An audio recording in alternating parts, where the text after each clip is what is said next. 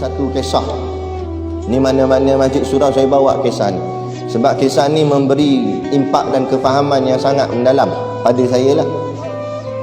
Ada satu orang ulama, dia dilantik oleh sultan menjadi penasihat agama di raja, di sebuah kerajaan. Dia dilantiklah sebab dia orang alim, jadi penasihat agama. Dan dia diberilah, orang cakap apa, kehebatan-kehebatan duniawi, pangkat, gaji yang tinggi, nak dapat rumah, dapat kenderaan, siap apa semua lengkap. Jadi penasihat raja takkan lekeh-lekeh, dapat semua kehebatan-kehebatan. Akhirnya satu hari sultan memanggil dia, "Wahai ulama, mari ke sini." Ulama ni pun datang. Kata sultan, "Tolong jawab 3 soalan daripadaku. Iaitu aku nak tahu yang pertama apa itu dunia, yang kedua apa itu akhirat, dan yang ketiga apa itu iman." 3 soalannya, bukan banyak, bukan sampai 30. 3 soalannya. Aku nak tahu apa tu dunia, apa tu akhirat, dan apa tu iman. Tetapi dengan syarat aku nak jawapan tu pendek sahaja. Tak nak panjang lebar syarah dia. Jawapan mesti pendek. Dan jawapan yang pendek tu pula aku faham, kata sultan.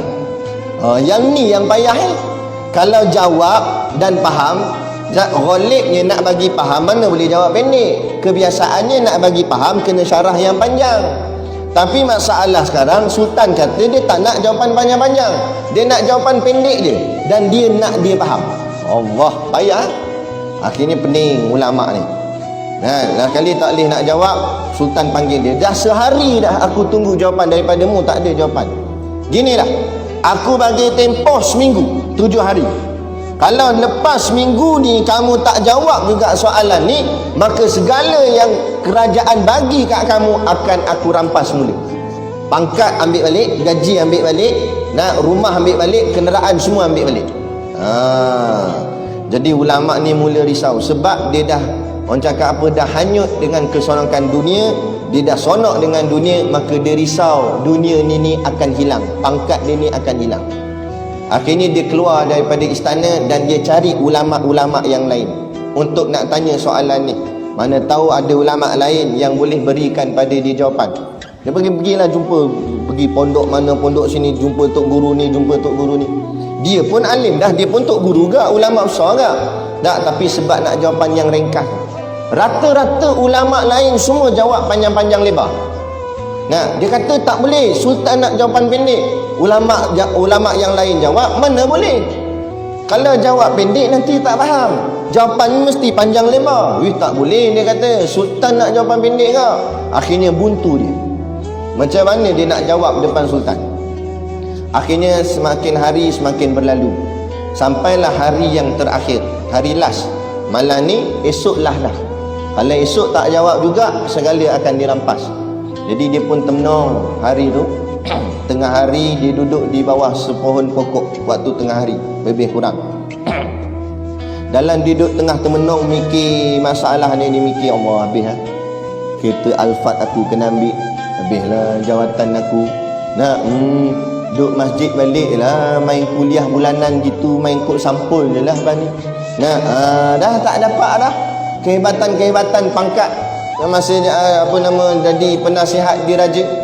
Lah kali tiba dekat dengan tempat dia termenung tu ada kebun. Ada satu orang pakcik sedang mengusahakan kebun dia. Jadi pakcik tu pun perasan, pakcik tu panggil dia, "Nak mari sini. Makan dah belum? Nampak murah macam ni." Dia kata, "Tak makan lagi." "Macam mana nak makan? Saya ni dibelenggu dengan masalah yang sangat besar." Dia kata, "Kalau gitu ginilah, makan dengan saya." Jadi dia ajak, pakcik tu ajak ulama ni makan. Pakcik ni tak kenal ulama ni, dia makan sekali. Dalam duk makan tu, ulama ni pun terdetik fikiran dia. Cuba aku tanya pakcik ni, mana tahu dia boleh jawab. Dia pun sambil-sambil makan, dia kata, "Pakcik, saya dah buntu idea dah ni. Saya ni ada masalah. Ada orang, dia tak mengakukan depan pakcik tu bahawa dia ni penasihat agama. Cuma dia katalah, saya ni ada masalah. Ada orang tanya saya 3 soalan. Dia nak jawapan tu pendek dan ringkas. Saya tanya habislah ulama-ulama lain, semua jawab panjang lebar. Jadi saya tak kira lah siapa saya jumpa, saya tanyalah. Termasuk pakcik, tak apalah, tukang kebun pun tukang kebun lah. Jadi saya nak tanya pakcik, Nah, yang pertama, apa itu dunia? Yang kedua, apa itu akhirat? Dan yang ketiga, apa itu iman? Pakcik ni jawab ni. Pakcik dia kata, Allah, ingat soalan payah sangat.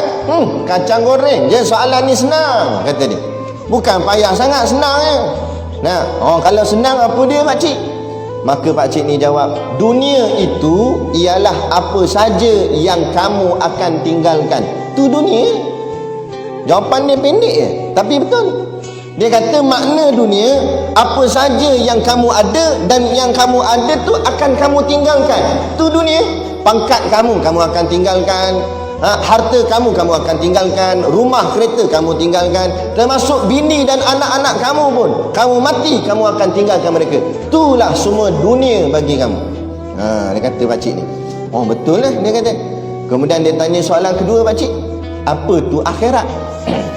Maka pakcik ni kata, akhirat adalah apa-apa yang kamu nak bawa ke alam sana. Tak kira lah apa pun. Apa saja yang kamu nak bawa ke sana, itulah panggil akhirat.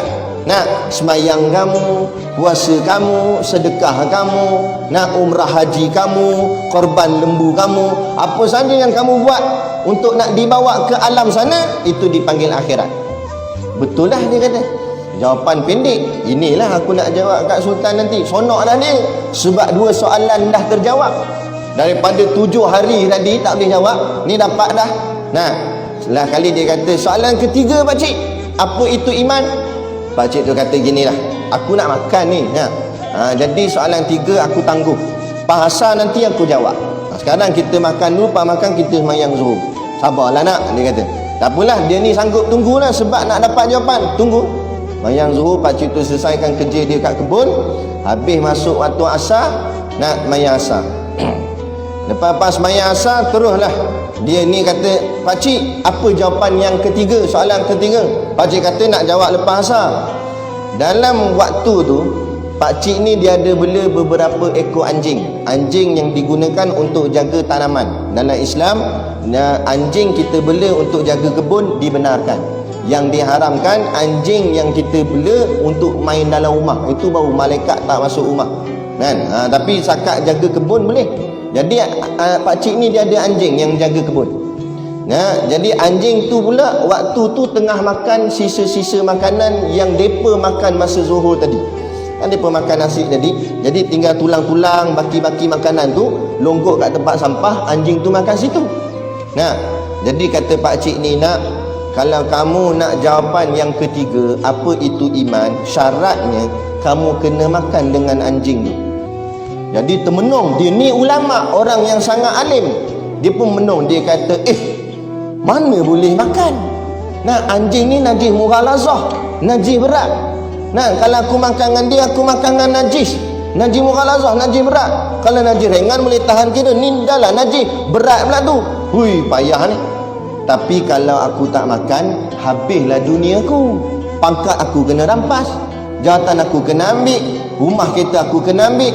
Hui, lagi masalah dia kata. Nak tak nak kena makan lah. Dia pun berlari kat tempat anjing tu untuk makan dengan anjing. Belum sempat dia tekah tulang dekat anjing tu, datang pakcik ni tarik kola dia ke atas. Pakcik ni kata, wahai anak, inilah dia iman. Orang kalau ada iman, dia sanggup hilang segala pangkat jawatan dunia dia demi nak menyelamatkan iman dia kerana takut melanggar perintah Allah. Tapi orang kalau tak ada iman, dia sanggup hilang iman dia dan dia buat apa yang Allah larang kerana nak selamatkan dunia dia. Inilah dia, termenung ulama tu. Pada hadir ulama dah. Tapi bila dalam hati melekat hubbud dunia, cinta dunia, inilah yang Nabi kata, hubbud dunia ra'sun kulli khati'ah. Cinta dunia kepala segala kejahatan. Kalau ulama pun boleh tertewas dengan dunia, apatah lagi kita orang biasa. Sebab tu jaga-jaga. Pentingnya mengaji dan juga beramal. Jangan hanya mengaji tapi tak beramal, jadi macam ulama tadi. Ilmu banyak, tapi bila orang suruh langgar hukum Allah, langgar sanggup sebab dunianya. Jadi kita nak mengaji, berilmu, dan kita amalkan, dan kita membelakangkan dunia dan mendepankan akhirat.